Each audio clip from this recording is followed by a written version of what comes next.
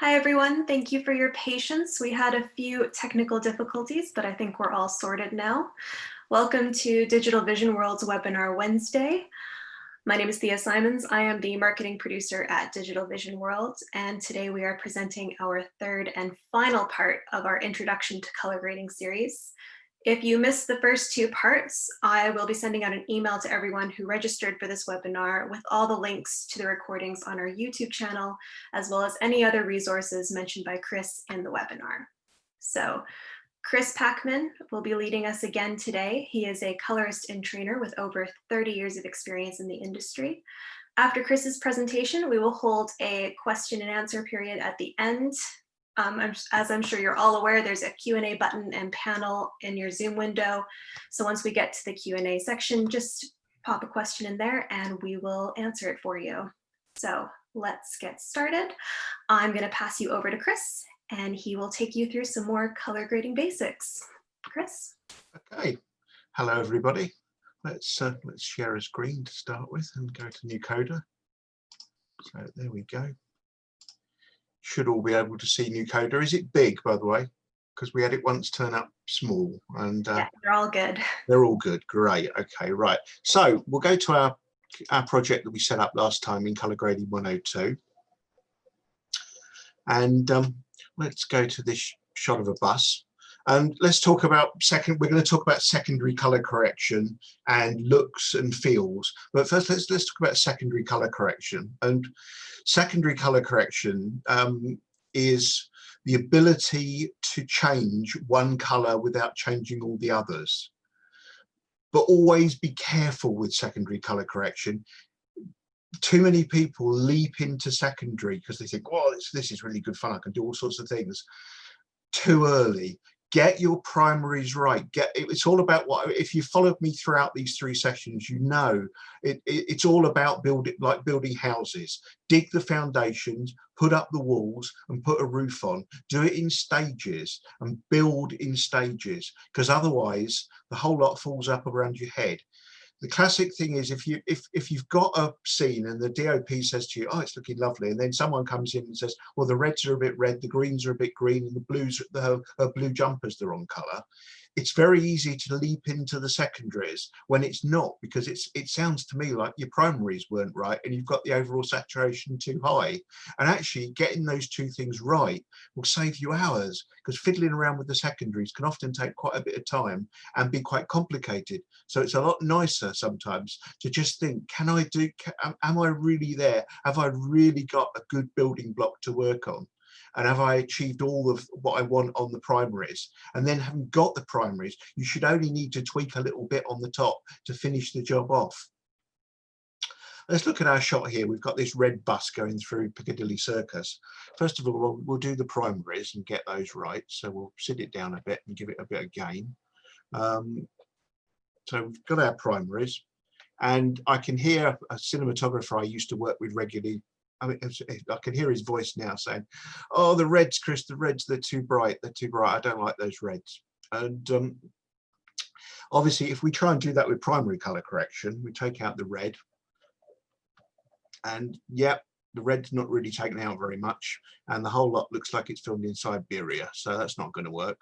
So we'll forget primary correction. That's not going to work. So this is where we want our secondaries. We really want to tone down that bus. The way we can do that is to go to the hue curves. So if we go to the hue curves are really nice, gentle, wide range correctors. So the nice thing is if I go to saturation and pull down this red, I can gently just pull it down by an amount.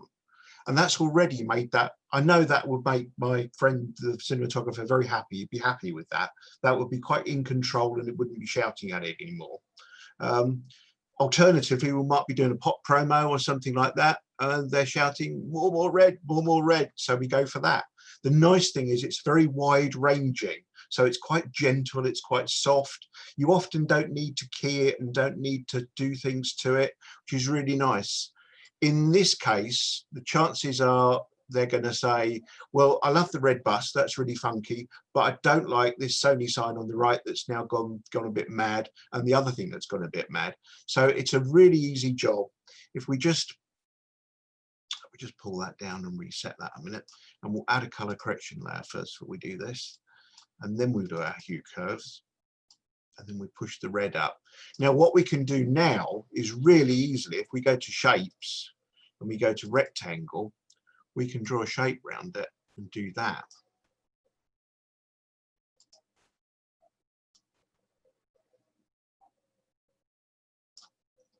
And now the nice thing is we've stopped our red going, our red gain going onto these things up here on the top. So we've just done the bus, and our bus nicely goes through our rectangle.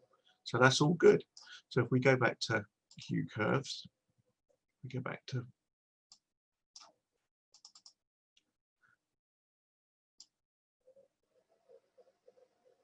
so we've got our nice saturated bus, and we've not got the saturated sign. It's normal, completely normal with secondaries to need to qualify them with a shape. You won't get away with it 100% of the time by just winding it up a little bit. Some of the times you'll need to qualify them with a shape. So that's a typical use of the hue curves. Let's have another look and find something else. There's another. I don't know why I've got it. Oh, there it's gone. Good. Right, so here's Horse Guards Parade. First of all, we're going to do the primaries on that. So we'll sit it down a bit. We'll give it some gain. That's starting to look quite nice. And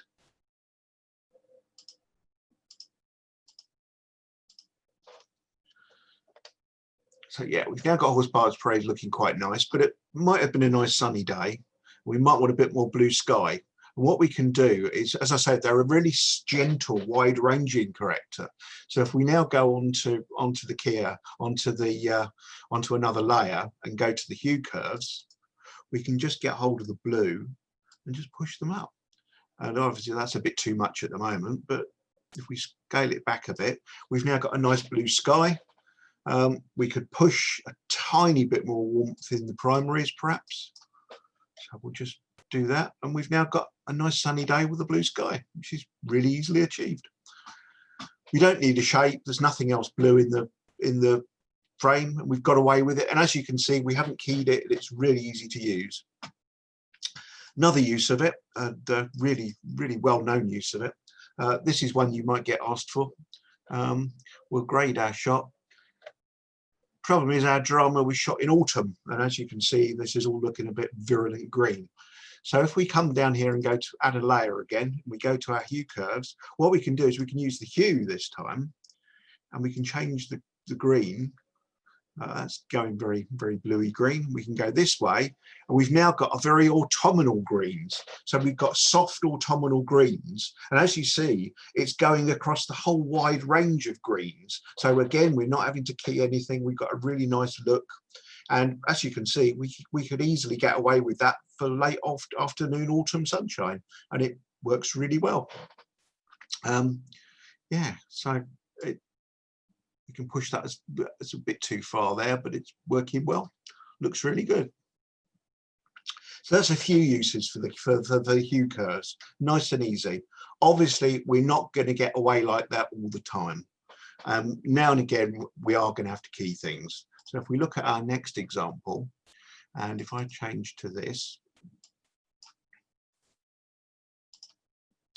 so here we go. There's some boats on a beach. If we balance on those and just do a bit of a grade,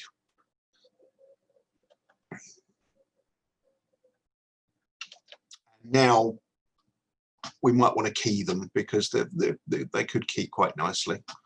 So what we're going to do, we'll put a color correction layer on, which is always really good practice. Before you start doing anything complicated, add a color correction layer. You don't have to do it, but it's really useful for when the exec producer walks in and says, actually, I don't really like that, and you're going to have to unpick it. Just deleting a layer is really easy. Deleting some really complicated layer that you've got secondaries, primaries, keying, and goodness knows what else going on is actually really hard and it's really fiddly. So if you've just done this little bit in the layer, you can just easily delete it when he doesn't like it. So if you're doing anything at all scary, create a new color correction layer and then you can just delete it nice and easily. So if we go to the keyer and we use this little eyedropper icon and we click on the red, it gives us our points to show us what it's done. And now we use the show K button to show the key, and at the moment, as you see, it's a bit too harsh, and what we'll do is move that out there, and that's not helped us a lot. We'll try the luminance, and that's helped us quite a bit, and the saturation should help us a bit as well, because there's some red reflected in the sand. There it is. So that's keying quite nicely. There's always a trade-off between getting stuff you don't want and stuff you do want, but this is looking quite good. We've now got quite a nice key. If I unselect the Show K button, that works quite well. The Show K button, in order to get at with Nucoda Academy, you will need to load the panel emulator software that came with your Nucoda Academy. The Show K button is in the middle in there. There isn't a keyboard shortcut for it, so you will need to load the panel emulator software. Right, so we've got that, and we've checked our key with the Show K button. We've got a good Show K. What I'll now do is if I'll go to HLS and turn down the saturation to 0.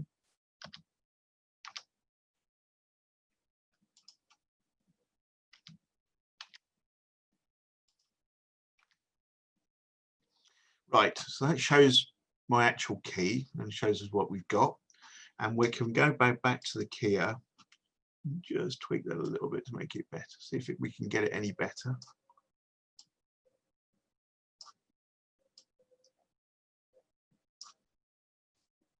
Oh, there we go, that's lovely. Right. So what we can also use is the softness and the grow and the despeckle. The despeckle takes out specular things. So if you're working with something that's not particularly good, say it's come from multi-generation archive or film, the despeckle will take away the graininess. And it's quite useful if you've got a bit of a dodgy key and things like that. The grow, you'll tend to find when you get to a key that's working like this, it's working quite well, but round here you can see on the C, I can just get it that little bit better. And something like 2 of grow, probably, there we go, yes, that's helped me a lot. And I reckon about 2 of softness will help as well. So yeah, there we go. So that's quite nice. And so now I can control the redness of that. So if I just put that back to 1 again, that's our 1. And obviously I could turn it up if I wanted to. So that's now made it very saturated, and I've got a really nice key. It's working really well. What I can also do, which is the trendy colorist trick you sometimes see around, is I've now got a really good key. And what I can do, if I set that to 0, if I go to the keyer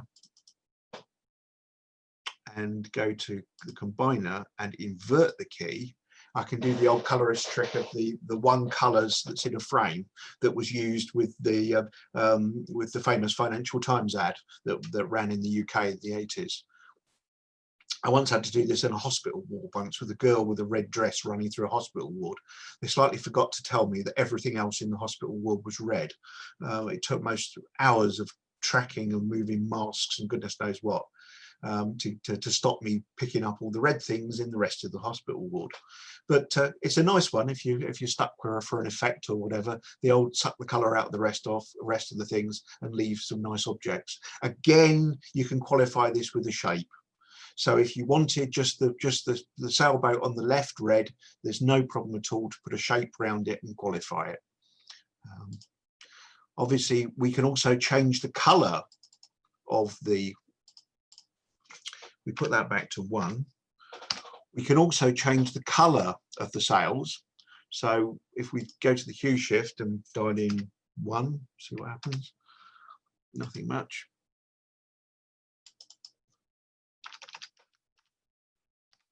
There we go. We made it rather strong magenta color. So nice and easy to change the colors as well. Put it back the way it was. You've now got total control of the secondaries. You're only controlling the secondaries, and you can change it in hue, saturate the color in hue, saturation, and luminance. And that works really, really well. And as I say, with qualification, so you may need to use a shape to qualify it, you can get around most situations.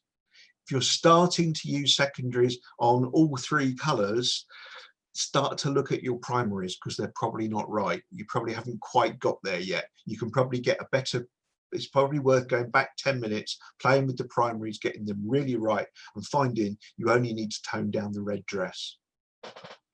That's a little bit about secondaries and the way we can handle them in Nucoda Academy.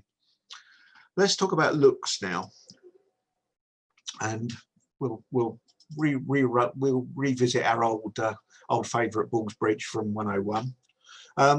Here's our Balls Bridge image. Looks really nice. We've got a camera LUT on it at the moment, and it's looking really nice.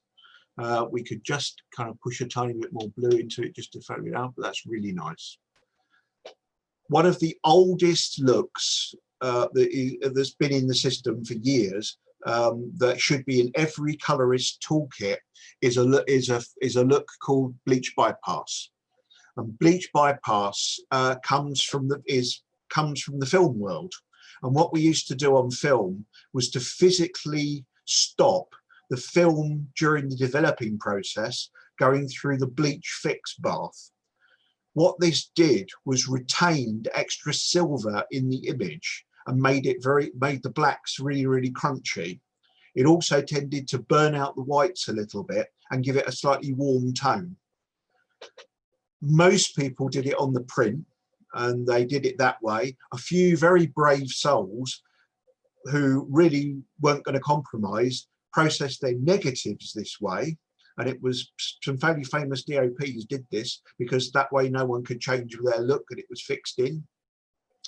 Obviously these days we don't need to do that. We can do it electronically, and we can get good results and a nice result without sacrificing our source material, and giving us the ability to sort of undo the look a bit if it's a bit strong.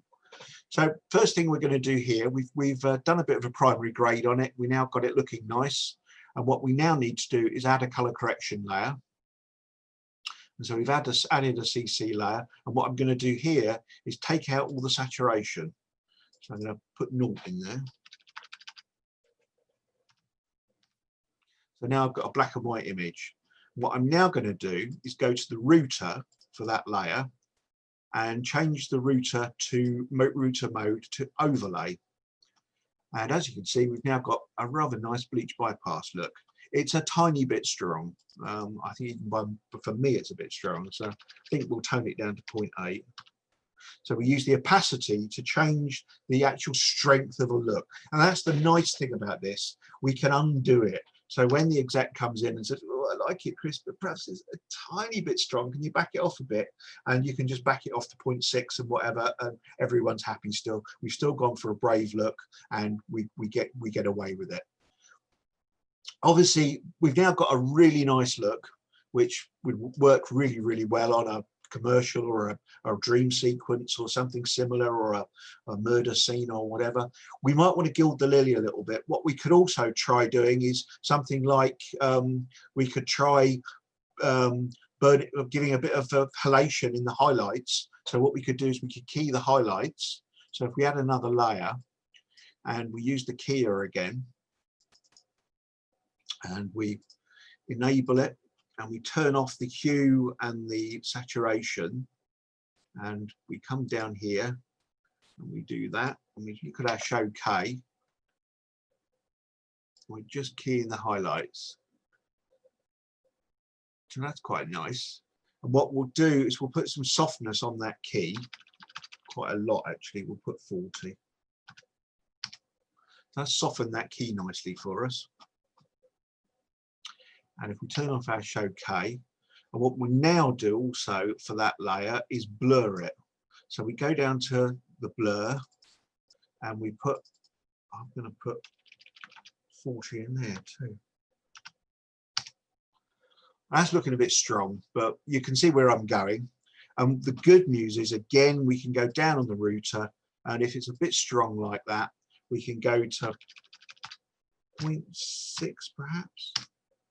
And now we're getting quite a nice filmy palated look in the highlights. We've got some quite nice blacks that are quite rich, and we've got that slightly gritty texture that's looking nice.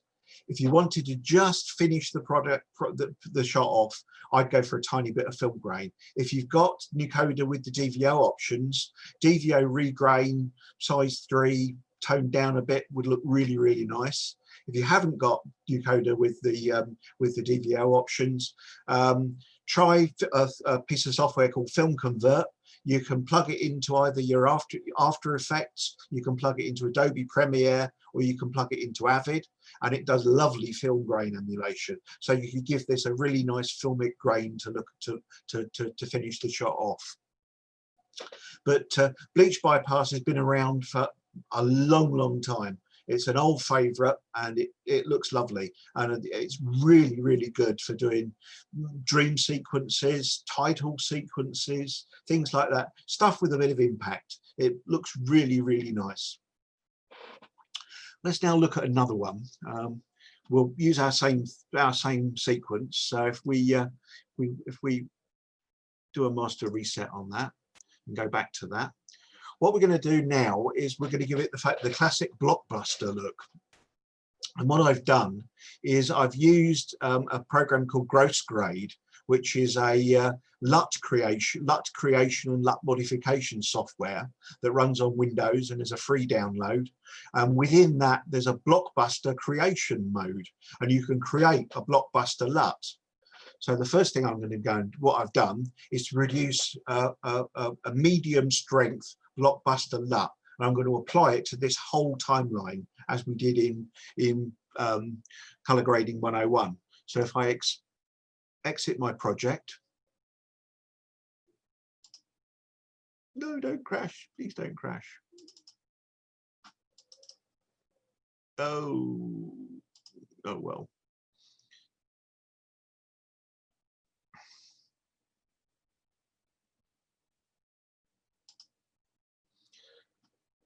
I will be back in a sec. Oh.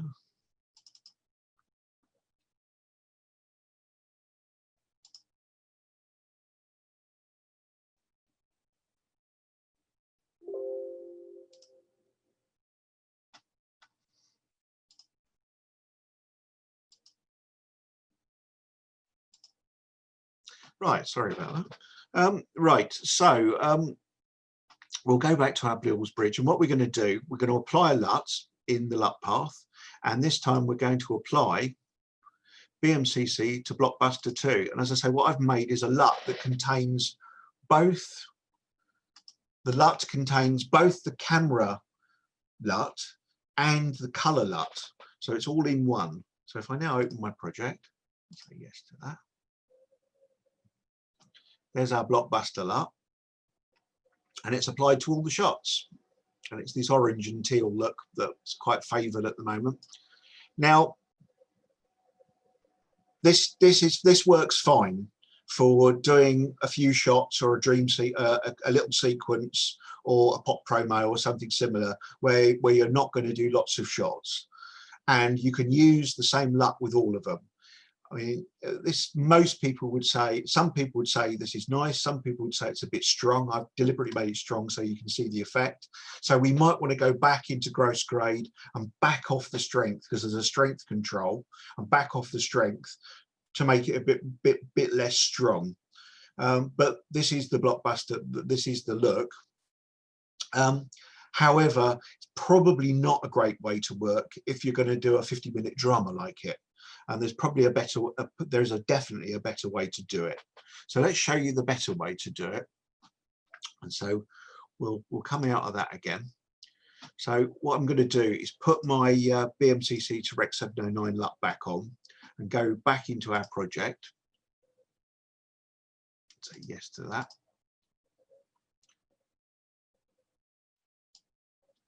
So I've got our got Ballsbridge back again. And what I'm going to do is I'm going to add an effects layer. And what I'm going to do is add a LUT within that effects layer.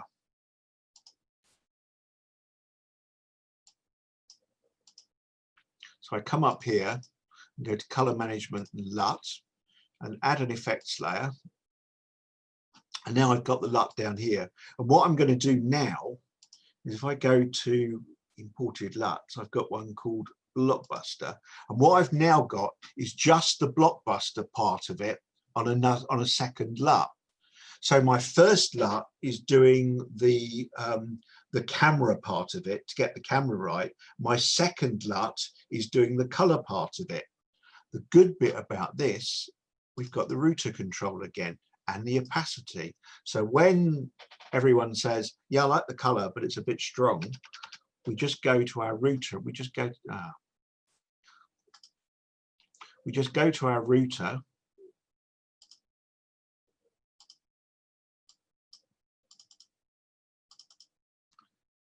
Go to the opacity, back that off to say 0.6. And now I've got a much milder Blockbuster LUT that I can use, and I can adjust on every shot. So all I need to do is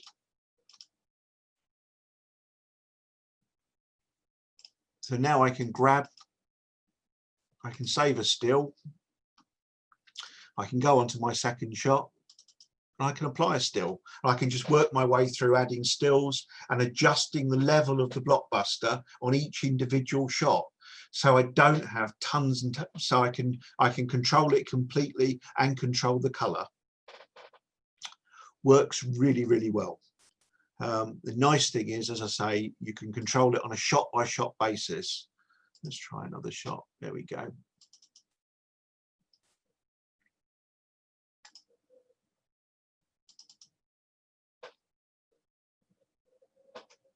Nice and easy to do, and yeah.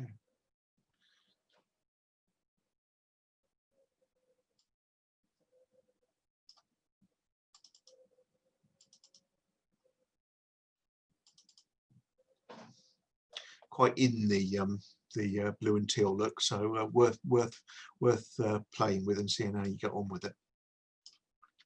Right, I'll hand you back to Thea for some questions. Lovely, thanks, Chris. So we already have some questions coming in, but if anyone else has any other questions, if you just go to the Q&A tab, you can type it in and Chris and I will do our best to answer them for you. Chris, the first one is a bit of a long one. So this is from John, whose editor did a project in Premiere Pro, and the timeline was 25 frames per second. Yep. But there's a bunch of different frame rates from a bunch of different DSLR camera footage. So 24, 25, 30, and 50. And so what they did was they exported the XML from Adobe Premiere and brought it into Nucoda, and all the frame rate footage was imported except for the 24 frames per second. And everything works perfectly when they put the XML back into DaVinci. So they're just trying to figure out how to conform the 24. Do you happen to know? Or have any advice about frame rate? Mixed frame rate projects are the devil at the moment. Let's stop scaring. Mixed frame rate projects are the thing of the moment, because you're tending to get lots of stuff shot on drones and GoPros and whatever. And if you do documentaries, they're all out there. The other thing, of course, is you pick up your humble little iPhone and it shoots a 2998, and you've got a 25 frame project. So yeah, I feel his pain. I've been there. I don't know why it didn't conform the 24. Sounds like it all came from one particular source. Can you was the 24 a camera or a GoPro or something similar, John? Can you answer?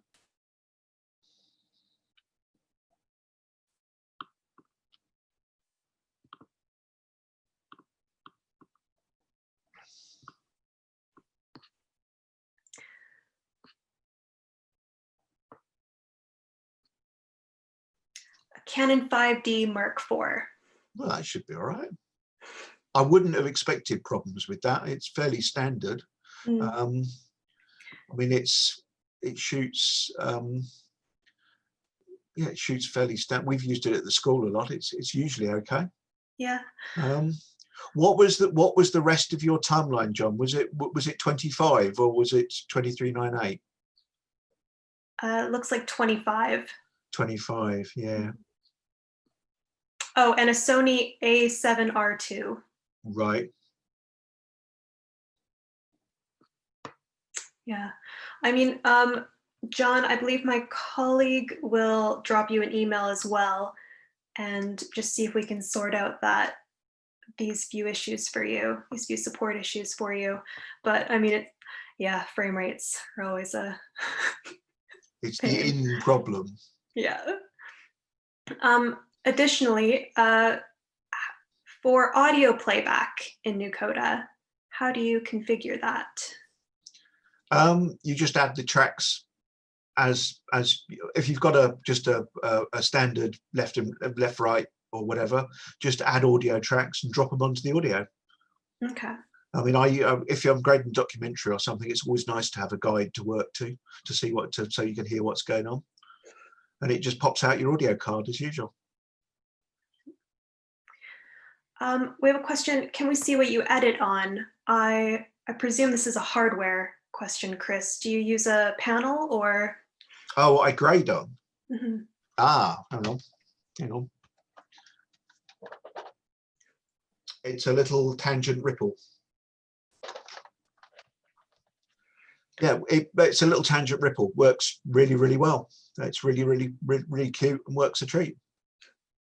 Is that what you use at work as well? At work we use the tangent elements on some of our machines, and we use a precision panel on the big Nucoda. So we've got all three. And another one, which procession hardware does ASUS use? Do you know, Chris? I mean, ASUS is a workflow rather than a hardware. I mean, Nucoda fully supports ASUS. We've got a really good workflow for doing HDR and HD and things like that. Well worth exploring. Works very, very well. And would you be able to tell us what your computer specs are to run Nucoda? Nucoda needs something like an HP Z820 or 840, something similar to that. One of the HP workstations. You want plenty of RAM, 24 gig minimum, and you want a nice. It will be supporting GPUs, so a nice GPU card which will help you along the way. Lovely. Oh, you need a video input card as well. If you get a video output card, something like a Blackmagic Studio card works a treat. And what's your experience doing 4K using ASUS? Workflow. The thing I got involved with was 4K, and it worked very, very well. We did the grade in HD and things like that. We did a deliverable for Netflix in 4K HDR, and then we did a 2K output for DVD and sort of Blu-ray use. So we did 3 different outputs. But yeah, 4K is fine. You need a powerful machine. You need plenty of computing power. Right. So with the machine that you're currently using, would it be able to this is only a Z800. It wouldn't, yeah. But you need at least a Z840 and plenty of processor power.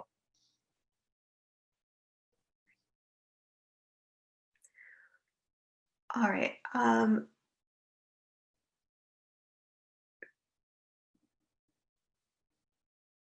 Right. Can you show us how to get the best result for skin tone? Not sure I've got any skin tones. Let me see what I've got. Let's have a look.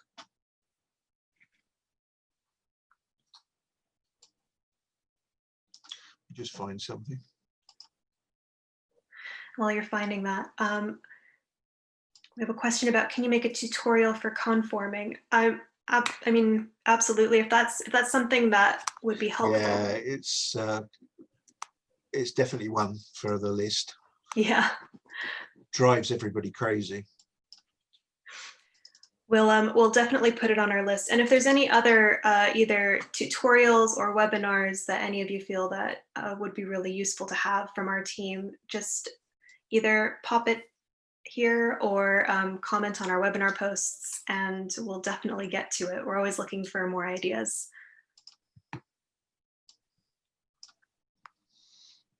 New composition.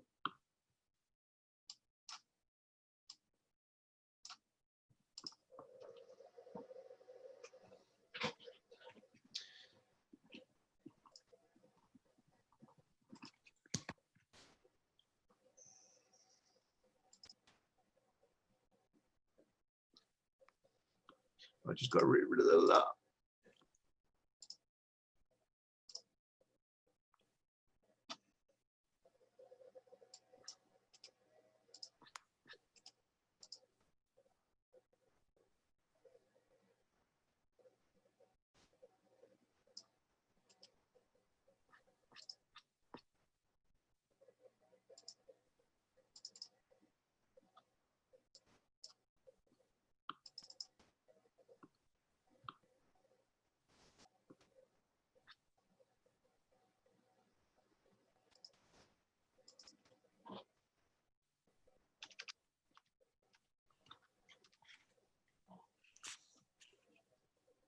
Right, so if I come down here,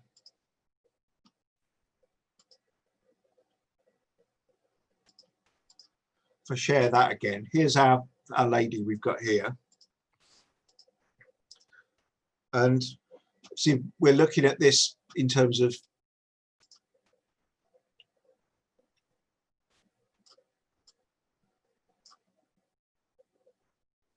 there she is. Right, okay.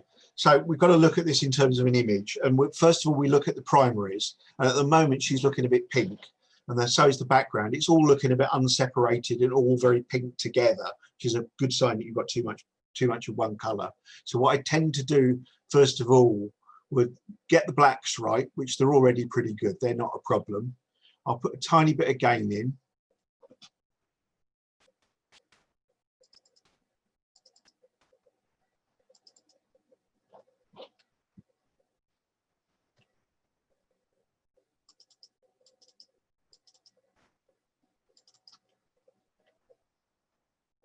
Yeah, so I'll put a tiny bit of gain in. What I'm now going to do is pull away from the red gain. And just take that overall red wash out. And as you see, just pushing towards the blue a little bit. I'm bringing up the colors in the backgrounds, and her flesh tones are gently separating from the background. What's also happening is her white blouse is now looking white and nice. Her flesh tones are starting to look quite good. Her lips are looking good.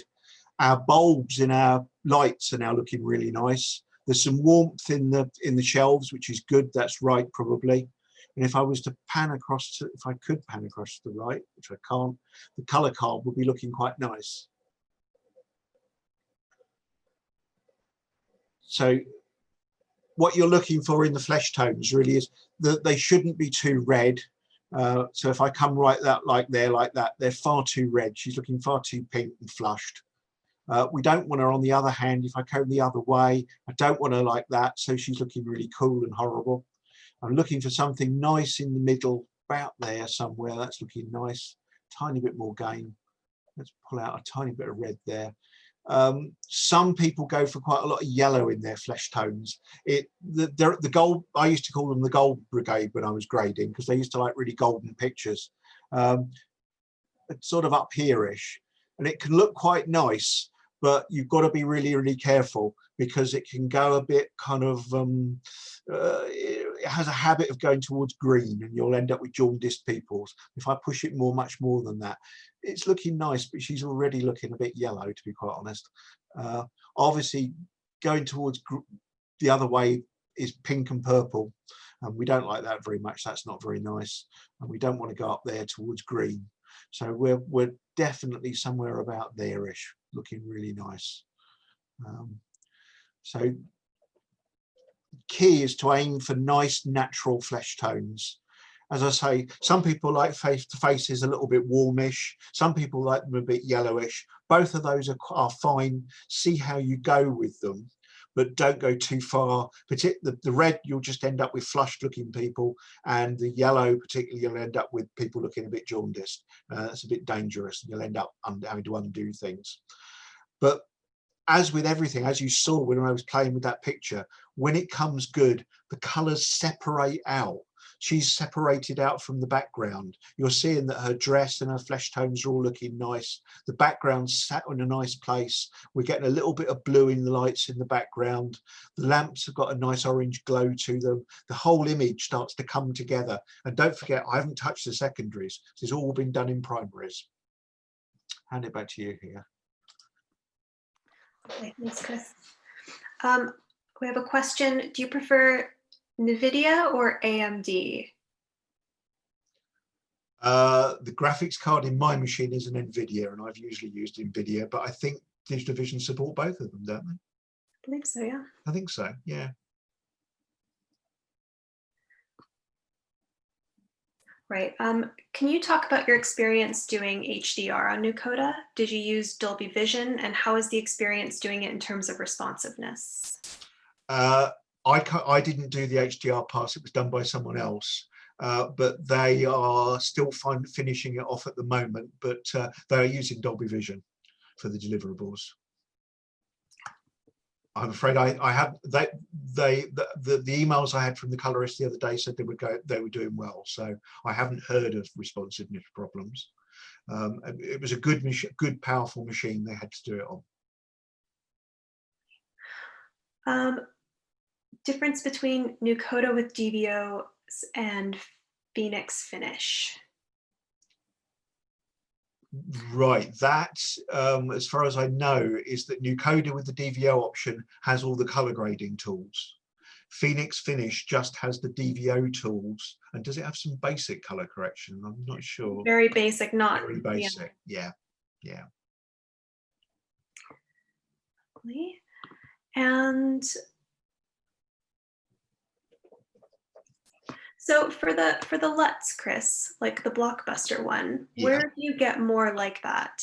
Right, the Blockbuster Lut I made using the gross grade, that's got a Blockbuster module in them, and you can make a Blockbuster grade from it, and you can vary all sorts of different parameters of it, and then export the Blockbuster grade, and it exports it as a Nucoda compatible .cms LUT, which is really nice. There's plenty of other places to get LUTs from. Camera LUTs, if you've got a strange camera you're not used to, you can download the LUTs almost certainly from the camera manufacturer's website and use something like gross grade to convert them from .cube to .cms if you need to go to .cms. The camera LUTs obviously the good thing about the camera websites is they'll be up to date and they'll be fresh and good. That's the place to get camera LUTs from. There's plenty out there commercially available. Things like Osiris is a favorite. That's got a pack of about 10 or 15 LUTs for doing all sorts of different looks. There's plenty out there that people put out there. If you just Google LUTs, there's loads out there. Some good, some bad. Download them and play with them is my recommendation. You never know, you might find something good. There are some good ones. But yeah, don't be frightened to download them and try them. And as I say, if you need to convert them, gross grade does it a treat and produces a good Nucoda LUT. And in terms of the Dolby Vision workflow in Nucoda, how is that basically? The Dolby Vision, you use a Dolby, you obtain a Dolby license, and the Dolby plugins within Nucoda will come to life. You do your grade, and then you run an analysis, and it goes through and does an analysis and generates the metadata for you. and it shows you the timeline, and you've got multiple outputs from the graphics card to drive the various monitors for the various different, checking the various different looks and things like that to make sure you've got it right. But the metadata comes out the module. And then we're asking for a demo, but I think that would be another excellent webinar to work through those workflows for sure. Yeah. That's brilliant. And then I think our last question for this session is if you could just briefly explain, because we've been doing basic color grading and a lot of people are new to it, for the Nucoda Academy, what's the difference between our Nucoda Academy version and the full Nucoda? Right, the difference between Nucoda Academy and the full Nucoda version is actually only in the saving page. The Nucoda Academy has all the features, all the secondaries, all the primaries, all the nice toys, all the LUTs and things to play with. It's just that when you go to save your finished work, you will only be able to save a ProRes LT. Nucoda, full Nucoda, saves obviously as QuickTime, DPXs, MXFs, EXRs, and all the different formats. So yeah, the saving is the major difference. Lovely. So if you learn on Nucoda Academy, you can very easily transfer over to the full version. Dead easy. Brilliant. You're not going to lose any functionality, and you're going to have it all to play with. That's lovely. And I think that's the end of that, Chris. So thank you, everyone. I will be emailing everyone who's been on here with the links to all the webinar recordings, all the resources mentioned by Chris.